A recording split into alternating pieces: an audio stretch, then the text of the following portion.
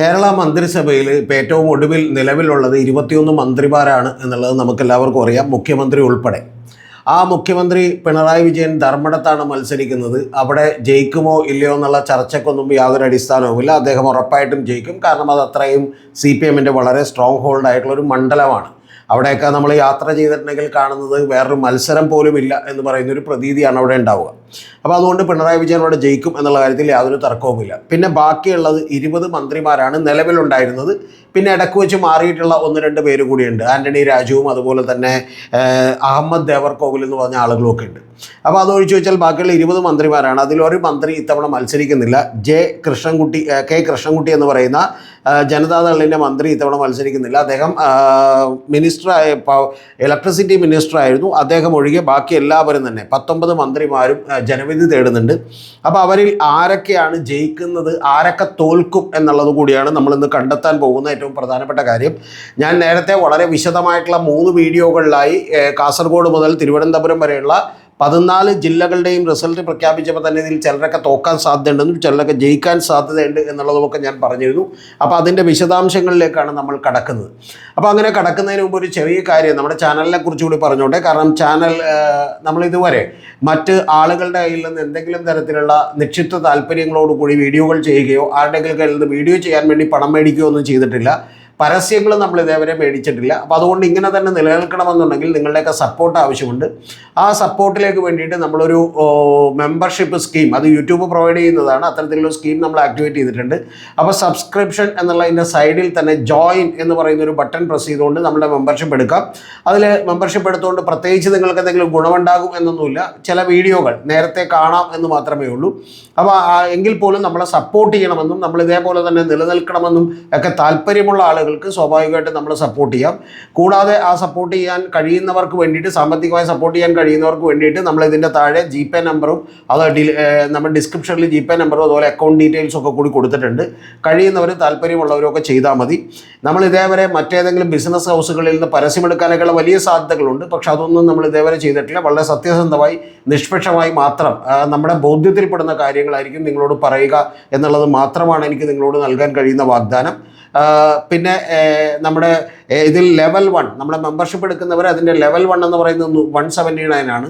അടുത്ത ലെവൽ 2 എന്ന് പറയുന്നത് 359 ആണ്. അതിൻ്റെ മുകളിലേക്കും ചില ലെവലുകളൊക്കെ ഉണ്ട്. അപ്പോൾ താല്പര്യമുള്ളവർക്ക് നിങ്ങൾക്ക് കഴിയാവുന്ന രീതിയിൽ അതിലേക്ക് ഈ പറയുന്ന പോലെ നമ്മളെ സപ്പോർട്ട് ചെയ്യാവുന്നതാണ് എന്ന് മാത്രമേ ഞാൻ പറയുന്നുള്ളൂ. നമുക്ക് ടോപ്പിക്കിലേക്ക് തിരിച്ചു വരാം. അപ്പോൾ ടോപ്പിക്കിൽ ചില ആളുകളെ സംബന്ധിച്ചോളം അവർ ഉറപ്പായും ജയിക്കും എന്നുള്ള ഒരാളുകളുണ്ട്. ഉറപ്പായും ജയിക്കും എന്ന് പറയുന്ന ആളുകളുടെ ലിസ്റ്റ് ഞാൻ ആദ്യമേ തന്നെ പറയാം.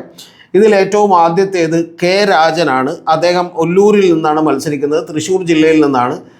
അദ്ദേഹം റവന്യൂ വകുപ്പ് മന്ത്രിയാണ്. ഞാൻ നേരത്തെ തന്നെ പറഞ്ഞിട്ടുണ്ട്, അദ്ദേഹം അവിടെ നിന്ന് ജയിക്കും എന്നുള്ള കാര്യത്തിൽ വേറെ സംശയങ്ങളൊന്നുമില്ല ആർക്കും തന്നെ. അത് വളരെ ഉറച്ചൊരു മണ്ഡലമാണ്. അപ്പോൾ അവിടെ നിന്ന് അദ്ദേഹം ഉറപ്പായിട്ടും ജയിക്കും. അടുത്ത് നമുക്ക് അറിയാവുന്ന മറ്റൊരു ഷുവർ സീറ്റ് എന്ന് പറയുന്നത് AK ശശീന്ദ്രൻ്റെ മണ്ഡലമാണ്. അത് അദ്ദേഹം വലിയ നല്ല മന്ത്രിയായിട്ടോ വലിയ പ്രകടനം കാഴ്ചവെച്ചതോ കൊണ്ടൊന്നുമല്ല. അവിടെ CPM-ന് വലിയ ഹോൾഡുള്ളൊരു മണ്ഡലമാണ് എലത്തൂർ എന്ന് പറയുന്നത്. അവിടെ വിദ്യാ ബാലകൃഷ്ണനാണ് ഇത്തവണ മത്സരിക്കുന്നത് എതിരാളിയായിട്ട്. ജയിക്കുമെന്ന് കോൺഗ്രസ്സുകാർക്ക് പോലും യാതൊരുവിധ പ്രതീക്ഷയുമില്ല. അതുകൊണ്ട് ആ സീറ്റിന് വേണ്ടി വലിയ കടിപിടിയൊന്നും ഉണ്ടായില്ല എന്നുള്ളതാണ് ചുരുക്കം. അവിടെ AK ശശീന്ദ്രൻ ഇത്തവണയും എലത്തൂരിൽ നിന്ന് ജയിക്കും. അപ്പോൾ 2 സീറ്റുകൾ ഉറപ്പിക്കാം എന്നുള്ളതാണ് നമുക്ക് പറഞ്ഞു നോക്കാൻ കഴിയുന്ന ഒരു കാര്യം. പിന്നീട് ഉള്ളത് ഏറ്റവും പ്രധാനപ്പെട്ടത് GR അനിലാണ്. അദ്ദേഹം CPI-യുടെ മന്ത്രിയാണ്. നെടുമങ്ങാട് എന്നാണ് അദ്ദേഹം, തിരുവനന്തപുരത്ത് നിന്നാണ് മത്സരിക്കുന്നത്. അവിടെയും ഏതാണ്ട് ഏറെക്കുറെ വിജയം ഉറപ്പാണ് എന്നുള്ളതാണ് LDF-ഉം വിചാരിക്കുന്നത്. കൂടാതെ UDF-ഉം ഒക്കെ വിചാരിക്കുന്നത് അവരെ നിന്ന് ജയിക്കുമെന്നാണ്. പിന്നെ വലിയ പോരാട്ടം നടക്കുന്നു എന്ന് നമ്മളൊക്കെ വിചാരിച്ചിരുന്നൊരു മണ്ഡലമാണ് ഐഷ പോറ്റിയും KN ബാലഗോപാലും തമ്മിൽ കൊട്ടാരക്കരയിൽ. പക്ഷെ അവിടെയും ഏതാണ്ട് ഉറപ്പിച്ച് തന്നെ KN ബാലഗോപാലിന് ജയിക്കാൻ കഴിയുമെന്നാണ് അവസാനഘട്ട വിലയിരുത്തലുകളിൽ 3 പാർട്ടികളുടെയും വിലയിരുത്തലുള്ളത്. ഭൂരിപക്ഷമൊക്കെ ഇവർക്ക് കുറഞ്ഞേക്കാം. പക്ഷെ ഭൂരിപക്ഷമൊക്കെ കുറയുമ്പോൾ പോലും ഇവരെല്ലാവരും തന്നെ ജയിക്കും എന്നുള്ളതാണ് വിചാരിക്കുന്നത്. ഇതിൽ ചില തോക്കാൻ പോകുന്ന മന്ത്രിമാർ കൂടിയുണ്ട്, അവരിലേക്ക് ഞാൻ വരാം. അതുകൂടാതെ ഉറപ്പായും ജയിക്കുമെന്ന് വിചാരിക്കുന്ന മറ്റൊരാൾ CPM-ആണ് വിചാരിക്കുന്നത്, അത് PA മുഹമ്മദ് റിയാസാണ്. കോൺഗ്രസും വിചാരിക്കുന്നത് അദ്ദേഹം ജയിക്കുമെന്നാണ്. കാരണം അവിടെ വലിയൊരു മാറ്റമുണ്ടാക്കാനും വലിയ തോതിൽ വോട്ട് കുറക്കാനും ഒക്കെ PV അൻവറിന് കഴിഞ്ഞിട്ടുണ്ട്, കടുത്ത മത്സരം കാഴ്ചവെക്കാൻ കഴിഞ്ഞിട്ടുണ്ട്. പക്ഷേ എങ്കിൽ പോലും ജയത്തിലേക്ക് എത്തിക്കാൻ കഴിഞ്ഞിട്ടില്ല എന്നുള്ളതാണ് എല്ലാ പാർട്ടികളും തന്നെ വിചാരിക്കുന്നത്. പക്ഷേ PV അൻവറിൻ്റെയൊക്കെ കോൺഫിഡൻസ് അദ്ദേഹം ജയിക്കുമെന്നാണ്. അദ്ദേഹത്തെ നമുക്ക് അങ്ങനെ എഴുതി തള്ളാൻ പറ്റില്ല. കാരണം എവിടെ തന്നെ അദ്ദേഹം മത്സരിച്ചിട്ടുണ്ടെങ്കിലും, അദ്ദേഹം ഇപ്പോൾ വയനാട് അടക്കമുള്ള നിരവധി പാർലമെൻറ്റ് മണ്ഡലങ്ങളിലടക്കം അദ്ദേഹം മത്സരിച്ചിട്ടുണ്ടെങ്കിലും ഒറ്റയ്ക്ക് തന്നെ ഒരു 20,000-ഓളം വോട്ടുകൾ 10,000-ഓളം വോട്ടുകളൊക്കെ മേടിക്കാൻ പറ്റുന്ന ഒരു സ്ഥാനാർത്ഥിയാണ്. കൂടാതെ UDFിൽ ഏറ്റവും വലിയ അഡ്വാൻറ്റേജ് കിട്ടിയത് അദ്ദേഹമാണ്. കാരണം അദ്ദേഹത്തിൻ്റെ സ്ഥാനാർത്ഥിത്വം നേരത്തെ തന്നെ ഏതാണ്ട് പ്രഖ്യാപിക്കപ്പെടുകയും അവിടെ വർക്ക് തുടങ്ങുകയും ഒക്കെ ചെയ്തിരുന്നു എന്നുള്ളത് നമുക്കറിയാം. പക്ഷേ എങ്കിൽ പോലും അവിടെ നിന്ന് തീർച്ചയായിട്ടും മുഹമ്മദ് റിയാസ് ജയിക്കും, ചെറിയ ഭൂരിപക്ഷം കുറഞ്ഞാലും എന്നുള്ളതാണ് വിശ്വസിക്കുന്നത്. പിന്നെ അടുത്തത് P. പ്രസാദാണ്. അവിടെ രാജേന്ദ്രൻ എന്ന് പറയുന്ന ഒരാളാണ് കോൺഗ്രസിൻ്റെതായിട്ട് മത്സരിച്ചത്. പക്ഷെ അവിടെയും ഭൂരിപക്ഷമൊക്കെ എത്രയാണെങ്കിലും അവിടെ നിന്നും P. പ്രസാദ് ജയിക്കും എന്ന് തന്നെയാണ് വിചാരിക്കുന്നത്. പിന്നെ അടുത്തത് വിചാരിക്കുന്നത് ഒരു VN വാസവനാണ്. VN വാസവന് ഇത്തവണ കടുത്ത മത്സരം നേരിടേണ്ടി വന്നിട്ടുണ്ട് ഏറ്റുമാനൂരിൽ. കാരണം നാട്ടകം സുരേഷ് എന്ന് പറയുന്ന കോട്ടയത്തെ DCC പ്രസിഡൻ്റാണ് മത്സരിച്ചിട്ടുള്ളത്. പക്ഷേ അത് മത്സരിച്ചിട്ടുള്ളെങ്കിൽ പോലും അവിടെ നിന്നും VN വാസവൻ ജയിക്കും എന്ന് തന്നെയാണ് BJPയും അതുപോലെ CPM ഒക്കെ തന്നെ വിചാരിക്കുന്നത്. അവിടെയാണ് 2020 സ്ഥാനാർത്ഥി ആതിര D. നായർ നിറഞ്ഞാടിയത് എന്നുള്ളത് മറന്നു പോകരുത്. അതുകൊണ്ട് അത്തരത്തിൽ സ്വതവേ BJPക്കും അതുപോലെ NDAക്കും ഒക്കെ പോകേണ്ട വോട്ടുകൾ കൂടി VN വാസവന് കിട്ടും. VN വാസവൻ ജയിക്കുമെന്നാണ് വിചാരിക്കുന്നത്. അതുകൂടാതെ ഉറപ്പായും ജയിക്കുമെന്ന് വിചാരിക്കുന്ന അടുത്തയാളെന്ന് പറയുന്നത് സജി ചെറിയാനാണ്. സജി ചെറിയാൻ ചെങ്ങന്നൂരിൽ നിന്ന് എതിരാളികൾക്ക് പോലും യാതൊരുവിധ അഭിപ്രായ വ്യത്യാസവും ഉണ്ടാവില്ല, ഉറപ്പായിട്ടും ജയിക്കും. ഞാൻ ഒരിക്കൽ കൂടി ആ ലിസ്റ്റ് പറഞ്ഞാൽ വളരെ ഷുവറായി ഉറപ്പായി ജയിക്കും എന്ന് പറയുന്ന ലിസ്റ്റ് എന്ന് പറയുന്നത് ഒന്ന് K. രാജനാണ്, രണ്ടാമത്തത് AK. ശശീന്ദ്രനാണ്, മൂന്നാമത്തത് GRL ആണ്, നാലാമത്തത് ബാലഗോപാലാണ്, അഞ്ചാമത്തേത് റിയാസാണ്, ആറാമത്തേത് വാസവനാണ്, ഏഴാമത്തേത് സജി ചെറിയാനാണ്, കൂടാതെ P. പ്രസാദാണ്. ഇത്തരത്തിലുള്ള 8 പേർ ഏതാണെങ്കിലും ജയിക്കും, മന്ത്രിമാരിൽ ജയിക്കും എന്നാണ് ഉറപ്പിച്ച് തന്നെ അവരെല്ലാവരും അവരവരുടെ പാർട്ടികൾ CPI ആണെങ്കിലും അതുപോലെ തന്നെ മറ്റു പാർട്ടികളൊക്കെ ആണെങ്കിലും വിചാരിക്കുന്ന ഒരു കാര്യം. ഇനി വലിയ കടുത്ത മത്സരം നടക്കുന്നു എന്ന് പറയുന്ന ഒരു കാര്യമുണ്ട്. പക്ഷേ ആ കടുത്ത മത്സരം നടക്കുന്നുണ്ടെങ്കിലും അവരിൽ കുറേ പേര്, അവരിൽ ഏതാണ്ട് എല്ലാവരും തന്നെ LDFിൻ്റെ ജയിക്കും എന്ന് തന്നെയാണ് ഞാൻ വിചാരിക്കുന്നത്. ഞാൻ അവരുടെ ലിസ്റ്റുകൾ കൂടി ഒന്ന് വായിച്ചിട്ട് ഓരോരുത്തരുടെയും കണക്കുകളിലേക്ക് കൂടി വരാം. അതിൽ ഒന്നാമത്തെ ആൾ റോഷി അഗസ്റ്റിനാണ്. റോഷി അഗസ്റ്റിനെതിരെ അവിടെ വലിയ കടുത്ത മത്സരമാണ് ഇത്തവണ നടക്കുന്നത്. കാരണം ഇത്തവണ കോൺഗ്രസിൻ്റെ തന്നെ മുൻ DCC പ്രസിഡൻ്റാണ് അവിടെ മത്സരിക്കുന്നത്. റോയ് കെ പൗലോസാണ് മത്സരിക്കുന്നത്. അതുകൊണ്ട് വലിയ കടുത്ത മത്സരമുണ്ട്. പക്ഷേ ആ മത്സരം ഉണ്ടെങ്കിൽ പോലും അവിടെ റോഷി അഗസ്റ്റിൻ ജയിക്കും എന്നാണ്. പക്ഷേ ഉറപ്പിച്ച് പറയാൻ അതാത് പാർട്ടികൾക്ക് പോലും കഴിയുന്നില്ല എന്നുള്ളതാണ് ഏറ്റവും പ്രധാനപ്പെട്ട കാര്യം. പക്ഷേ റോഷി ജയിക്കാൻ തന്നെയാണ് സാധ്യത. അടുത്തത് നമുക്കറിയാം KB ഗണേഷ് കുമാറാണ്. KB ഗണേഷ് കുമാറിനുമെതിരെ ഏതാണ്ട് കഴിഞ്ഞ 5 കൊല്ലമായി തന്നെ നമ്മുടെ ചാമക്കാല അവിടെ വലിയ എഫേർട്ടുകളാണ് കോൺഗ്രസിൻ്റെ ഭാഗത്ത് നിന്ന് ഇട്ടുകൊണ്ടിരുന്നത്. അദ്ദേഹം ഏതാണ്ട് 20,000-ഓളം വീടുകൾ അവിടെ കയറി ഇറങ്ങിയിട്ടുണ്ട്. അതുപോലെ അവിടെയുള്ള എല്ലാ പരിപാടികളിലും അദ്ദേഹം നിറഞ്ഞു നിന്നിട്ടുണ്ട്. കഴിഞ്ഞ തവണയും ഇവർ തന്നെയായിരുന്നു മത്സരം. അപ്പോൾ അത്തരത്തിൽ തോൽക്കുമെന്ന് ഉറപ്പായൊരു മണ്ഡലം തിരഞ്ഞെടുത്തുകൊണ്ട് ജ്യോതികുമാർ ചമക്കാല വലിയ എഫേർട്ട് ഇട്ടു. അതിന് ഇത്ര ഫലം കാണുമോ എന്നുള്ളതാണ് കാത്തിരിക്കുന്നത്. പക്ഷേ ഞാൻ വിചാരിക്കുന്നത് വലിയ കടുത്ത മത്സരമൊക്കെ ഉണ്ടെങ്കിലും ഈ റോഷി അഗസ്റ്റിൻ ആണെങ്കിലും അതുപോലെ KB ഗണേഷ് കുമാറും അവിടെ നിന്ന് ജയിക്കും എന്ന് തന്നെയാണ്. അതുപോലെ തന്നെ മറ്റൊരു മണ്ഡലമാണ് നമുക്കെല്ലാം അറിയുന്ന തൃത്താല എന്ന് പറയുന്ന മണ്ഡലം. ആ തൃത്താലയിൽ പാലക്കാടാണ്. MP രാജേഷാണ്. വളരെ ചെറിയ ഭൂരിപക്ഷത്തിനാണ് കഴിഞ്ഞവണ ജയിച്ചത്. കഴിഞ്ഞവണ മത്സരിച്ചിട്ടുള്ള VT ബൽറാം തന്നെയാണ് അവിടെ മത്സരിക്കുന്നത്. കടുത്ത മത്സരമാണ്. പക്ഷെ എങ്കിൽ പോലും ഞാൻ വിചാരിക്കുന്നത് കഴിഞ്ഞ 5 കൊല്ലം കൊണ്ട് MP രാജേഷ് ഉണ്ടാക്കിയിട്ടുള്ള ഒരു വലിയ ബന്ധം അവിടെയുള്ള നാട്ടുകാരുമായിട്ടുണ്ട്. വലിയ തോതിലുള്ള വർക്ക് MP രാജേഷ് നടത്തിയിട്ടുണ്ട്. അദ്ദേഹം അവിടെ നിന്ന് ജയിക്കും എന്ന് തന്നെയാണ് ഞാൻ വിചാരിക്കുന്നത്. പിന്നെ അടുത്തത് ചിഞ്ചു റാണിയാണ്. ചിഞ്ചു റാണിയെ സംബന്ധിച്ചും അവിടെ ചില ആശയക്കുഴപ്പങ്ങളൊക്കെ ആളുകൾക്കുണ്ട്. കാരണം വലിയ പെർഫോമൻസ് ഒന്നും കാഴ്ചവെച്ചൊരു മന്ത്രിയല്ല. ചില സമയത്തൊക്കെ തന്നെ ഇപ്പോൾ കുട്ടി അപകടത്തിൽപ്പെട്ട് മരിക്കുന്ന ദിവസം ഇവർ ചില യോഗയുടെ പേരിൽ ഡാൻസ് കളിച്ചതൊക്കെ തന്നെ വിവാദമായിരുന്നു. പക്ഷേ എങ്കിൽ പോലും അവിടെ വേറെ വലിയ എതിർപ്പുകളൊന്നും ഇല്ലാത്ത ഒരു സാധാരണ മന്ത്രി എന്നുള്ള നിലക്കാണ്. അവർക്ക് വലിയ വകുപ്പുകളൊന്നും തന്നെ കൃത്യമായിട്ട് ഉണ്ടായിരുന്നില്ല എന്നുള്ളതാണ്. അനിമൽ ഹസ്ബൻഡറിയും ഡയറി ഡെവലപ്മെൻറ്റും മിൽക്ക് കോപ്പറേറ്റീവ്സും അതുപോലെ കേരളത്തിലെ സൂവുകളുടെയും അതായത് കാഴ്ച ബംഗ്ലാവുകളുടെയും അതുപോലെ തന്നെ ഈ പറയുന്ന Kerala veterinary and animal science യൂണിവേഴ്സിറ്റിയുടെയൊക്കെ ചാർജുകളായിരുന്നു അവർക്കുണ്ടായിരുന്നത്. Minister for animal husbandry and dairy development ആയിരുന്നു. അപ്പോൾ അതുകൊണ്ട് ഈ പറയുന്ന വലിയ വ്യത്യാസമൊന്നും ഉണ്ടാവില്ല. അവിടെയും അവർ ജയിക്കാനാണ് സാധ്യത. ഇനി അടുത്തത് ഒരു നമുക്ക് വളരെ ടൈറ്റായിട്ടുള്ള ഒരു മത്സരം നടക്കുന്നു എന്ന് പറയുന്ന പ്രതീതി പുറത്തുണ്ടാക്കിയിട്ടുള്ള ഒരു മണ്ഡലം പി രാജീവാണ്. പക്ഷേ എൻ്റെ ഉറച്ച വിശ്വാസം പി രാജീവ് കളമശ്ശേരിയിൽ നിന്ന് ജയിക്കുമെന്നാണ്. കാരണം മുസ്ലിം ലീഗിൻ്റെയും കോൺഗ്രസിൻ്റെയും ഒക്കെ ഒരു മണ്ഡലമാണ് യഥാർത്ഥത്തിൽ കളമശ്ശേരി എന്ന് പറയുന്നത്. അവർക്ക് എളുപ്പത്തിൽ ജയിക്കാൻ കഴിയുന്ന ഒരു മണ്ഡലമാണ്. പക്ഷേ അവിടെ ഇബ്രാഹിം കുഞ്ഞിൻ്റെ മകനായിട്ടുള്ള അബ്ദുൽ ഗഫൂറൊക്കെ മത്സരിക്കുന്നത് കൊണ്ട് തന്നെ വലിയ സാധ്യത പി രാജീവിനുണ്ട്. പി രാജീവ് അവിടെ നിന്ന് ജയിക്കാൻ തന്നെയാണ് സാധ്യത. ഒരുപക്ഷെ അന്യത BJP-യിലേക്ക് പോകുമായിരുന്ന വോട്ടുകൾ ഒക്കെ തന്നെ പി രാജീവിന് അവിടെ കിട്ടാനുള്ള സാധ്യതകൾ കൂടിയുണ്ട്. പിന്നെ അടുത്തത് നേമമാണ്. BJP ജയിക്കുന്നുണ്ടെങ്കിൽ ജയിക്കുമെന്ന് വിചാരിക്കുന്ന ഒരു വലിയ സീറ്റ് നേമമാണ്. നമുക്കറിയാം അവിടെ മാത്രം ഒരു വലിയ പ്രത്യേകതയുണ്ട്. കോൺഗ്രസ് ആയിട്ടല്ല കടുത്ത മത്സരം നടക്കുന്നത് രാജീവ് ചന്ദ്രശേഖറുമായിട്ടാണ്, BJP-യുടെ സംസ്ഥാന പ്രസിഡന്റുമായിട്ടാണ്. അദ്ദേഹത്തിന് ഇത്തവണ MLA ആയില്ലെങ്കിൽ അദ്ദേഹത്തിന് ഈ പറയുന്ന പോലെ ഇവിടെ നിന്ന് മിക്കവാറും ഈ പണി ഉപേക്ഷിച്ച് അദ്ദേഹത്തിന് പോകേണ്ടി വരും എന്നുള്ളത് നമുക്കെല്ലാവർക്കും അറിയാം.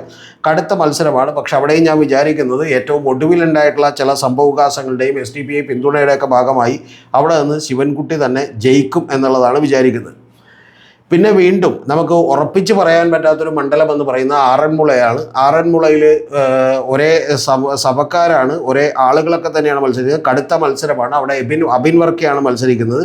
വീണ ജോർജിന് കേരളം മുഴുവൻ വലിയ തോതിലുള്ള ഒരു മോശം ഇമ്പാക്റ്റൊക്കെ ഉണ്ടായെങ്കിൽ പോലും, അല്ലെങ്കിൽ ഒരു ഇമേജൊക്കെ സൃഷ്ടിക്കാൻ പ്രതിപക്ഷത്തിന് കഴിഞ്ഞെങ്കിൽ പോലും ആറന്മുളയിൽ അത് അത്രത്തോളം ബാധിച്ചിട്ടില്ല. നേരിയ ഭൂരിപക്ഷത്തിന് അവരും അവിടെ നിന്ന് ജയിക്കാനാണ് സാധ്യത എന്നുള്ളതാണ് ഞാൻ വിചാരിക്കുന്നത്. എന്ന് പറഞ്ഞാൽ നമ്മളിപ്പോൾ പറഞ്ഞ 7 പേർ, 8 പേർ ഞാൻ ഉറപ്പായും ജയിക്കുമെന്ന് പറഞ്ഞു. ഇന്ന് 7 പേരുടെ കേസിൽ റോഷിയും അതുപോലെ KB ഗണേഷ് കുമാറും ഇവർ രണ്ടുപേരും ഉറപ്പായും ജയിക്കും എന്നുള്ള കാറ്റഗറിയിലേക്ക് തന്നെ ഇടാം എന്നാണ് ഞാൻ വിചാരിക്കുന്നത്. പക്ഷേ ചിഞ്ചു റാണിയും MP രാജേഷും അതുപോലെ തന്നെ P രാജീവും ശിവൻകുട്ടിയും വീണ ജോർജും ഈ 5 പേരുടെ കേസിൽ, അതായത് വേണമെങ്കിൽ 10 പേര് നമുക്ക് ഉറപ്പാണ് എന്നുള്ള കാറ്റഗറിയിലേക്ക് ഇടാം. പക്ഷേ ഈ 5 പേരുടെ കേസിൽ നമുക്കിപ്പോഴും കുറച്ച് വേണമെങ്കിൽ എന്തെങ്കിലും സംഭവിക്കാൻ സാധ്യതയുള്ള മണ്ഡലങ്ങളാണ്. പക്ഷേ ഈ 5-ൽ മഹാഭൂരിപക്ഷം പേരും തന്നെ ജയിച്ചു വരാനാണ് സാധ്യത എന്നാണ് ഞാൻ വിചാരിക്കുന്നത്. അപ്പോൾ ഒരു 10ഉം 5ഉം കൂടി കൂട്ടിയാൽ 15 പേരായി. ഇനി യഥാർത്ഥത്തിൽ നമുക്ക് ഏറ്റവും കൂടുതൽ അറിയേണ്ടത് തോൽക്കും എന്ന് എനിക്ക് തോന്നുന്ന ആളുകളെക്കുറിച്ചാണ്. അത് വളരെ വിശദമായി പഠിച്ചതിന് ശേഷമാണ് ഞാൻ നിങ്ങളോട് പറയുന്നത്. നേരത്തെ തന്നെ നമ്മൾ ഓരോ ജില്ലാ വൈസും ഓരോ മണ്ഡലം വൈസും ഒക്കെ പറഞ്ഞപ്പോൾ തന്നെ വളരെ കൃത്യമായി ഇത്തരത്തിലുള്ള ആളുകളിലേക്ക് കൂടി പറഞ്ഞിരുന്നു എന്നുള്ളതൊരു യാഥാർത്ഥ്യമാണ്. പക്ഷേ ഇവിടെ ഒന്നുകൂടി ലിസ്റ്റ് ചെയ്യുന്നു എന്നുള്ളത് മാത്രമേ ഉള്ളൂ. അതിലേറ്റവും പ്രധാനപ്പെട്ട ഒരാളെന്ന് പറയുന്നത്, തോൽക്കും എന്ന് നമുക്ക് ഏതാണ്ട് ഉറപ്പിക്കാൻ കഴിയുന്ന ഒരാളെന്ന് പറയുന്നത്, തോൽക്കുമെന്ന് 100% ഉറപ്പിക്കാൻ കഴിയുന്ന ഒരാളെന്ന് പറയുന്നത് കടന്നപ്പള്ളി രാമചന്ദ്രനാണ്. കണ്ണൂരിൽ നിന്നാണ്. അവിടെ ഇത്തവണ K സുധാകരനൊന്നും പാലം വലിച്ചില്ലെങ്കിൽ കടന്നപ്പള്ളി ജയിക്കാൻ വളരെ വളരെ ബുദ്ധിമുട്ടായിരിക്കും.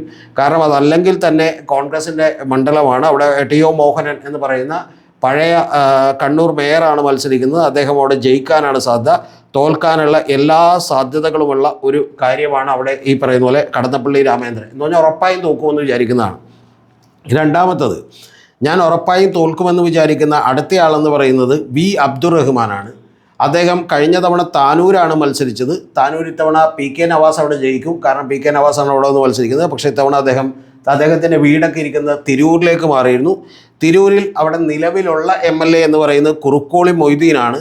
കുറുക്കോളി മൊയ്തീൻ വളരെ സാധാരണക്കാരനായിട്ടുള്ള ഒരു MLA ആണ്. അദ്ദേഹത്തിന് വലിയ നമ്മുടെ MM മണിയോടൊക്കെ വേണമെങ്കിൽ ഉപമിക്കാൻ കഴിയുന്ന ഒരു MLA ആണ്. അദ്ദേഹത്തിന് നമ്മുടെ നാട്ടിലൊന്നും അറിയില്ലെങ്കിൽ വളരെ സാധാരണക്കാരൊക്കെ ആയിട്ട് വലിയ ബന്ധമുള്ള ഒരു MLA ആണ്. അദ്ദേഹം അവിടെ നിന്ന് ജയിക്കാനാണ് സാധ്യത. എന്ന് പറഞ്ഞാൽ V അബ്ദുറഹ്മാൻ താനൂരിൽ നിന്ന് തിരൂരേക്ക് ചെന്നിട്ടും അവിടെ രക്ഷപ്പെടാൻ സാധ്യതകളില്ല എന്നുള്ളത് ചുരുക്കം.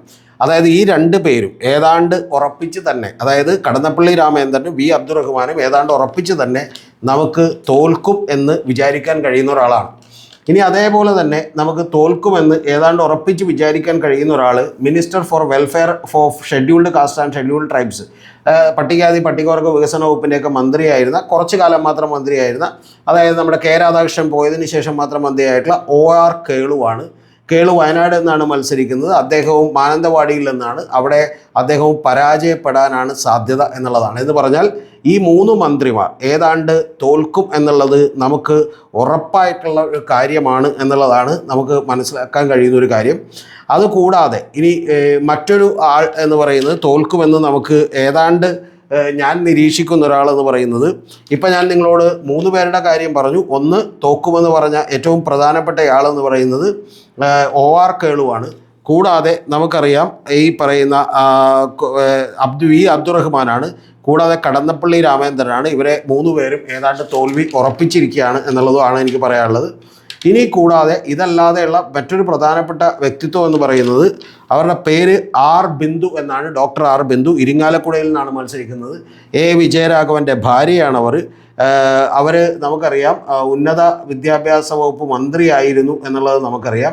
പക്ഷേ അവർ ഏതാണ്ട് തോൽക്കാൻ ഇത്തവണ minister for higher education and social ജസ്റ്റിസിൻ്റെ മന്ത്രിയായിരുന്നു. ഇത്തവണ അവരവിടെ നിന്ന് തോൽക്കാനാണ് എല്ലാം കൊണ്ട് സാധ്യത. കഴിഞ്ഞ തവണ തന്നെ അവിടെ തോമസ് ഉണ്ണിയാടൻ ജയിക്കേണ്ട കേരള കോൺഗ്രസിന് ജയിക്കാൻ കഴിയുന്ന ഒരു സീറ്റായിരുന്നു. പക്ഷേ അവിടെ നിന്ന് ചില ഇന്നർ പ്രശ്നങ്ങളിലേക്ക് അവരുടെ പാർട്ടിക്കകത്തും അതുപോലെ തന്നെ മറ്റ് UDF-നകത്തുമൊക്കെയുള്ള ചില പ്രശ്നങ്ങൾ കൊണ്ടാണ് സംഭവിച്ചത്. ഇത്തവണ 6000-ൽ താഴെ വോട്ടുകളുടെ ഭൂരിപക്ഷം മാത്രമാണ് കഴിഞ്ഞ തവണ ശ്രീമതി ആർ ബിന്ദുവിനുണ്ടായിരുന്നത്. ഇത്തവണ ആർ ബിന്ദു അവിടെ നിന്ന് രക്ഷപ്പെടാനുള്ള സാധ്യതകൾ വളരെ വളരെ കുറവാണ്. അപ്പോൾ ഈ 19 മന്ത്രിമാരിൽ ഏതാണ്ട് 10ഓളം പേർ നമുക്ക് ഉറപ്പിക്കാൻ കഴിയുന്ന ആളുകളാണ്. അതിൽ 8 വളരെ ഷുവറാണ്. റോഷിയും അതുപോലെ തന്നെ KB ഗണേഷ് കുമാറും കൂടി വേണമെങ്കിൽ നമുക്ക് ആ ലിസ്റ്റിലേക്ക് കൂട്ടാൻ കഴിയുന്നതാണ്. എന്ന് പറഞ്ഞാൽ 10 പേർ ഉറപ്പാണ്. ബാക്കിയുള്ള 5 പേർ വലിയ ടൈറ്റ് ഫൈറ്റുകൾ ഫേസ് ചെയ്യുന്ന ആളുകളാണ് എന്നുള്ള കാര്യത്തിലൊരു സംശയമില്ല.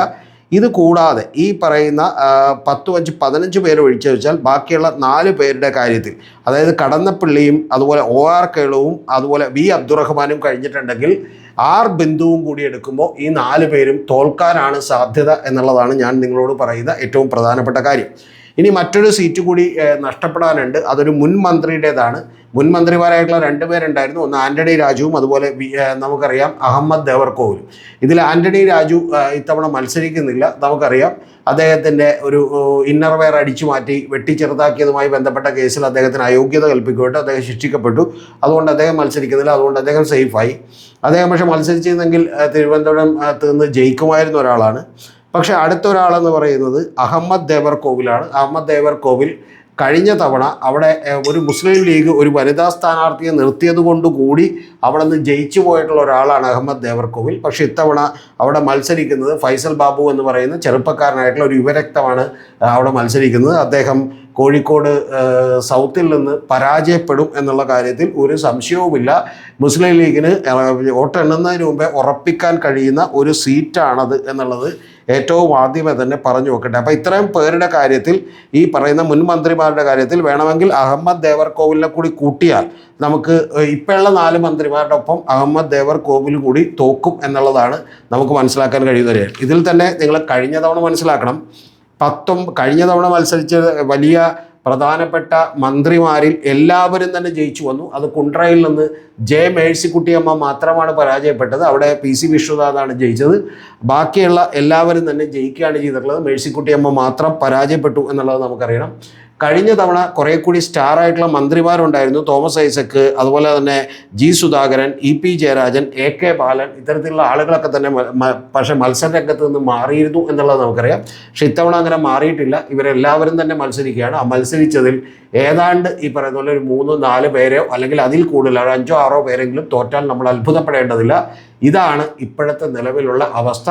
ഈ മന്ത്രിമാരൊക്കെയാണ് ഞാൻ പറഞ്ഞ മന്ത്രിമാർ ഉറപ്പായിട്ടും നോക്കും.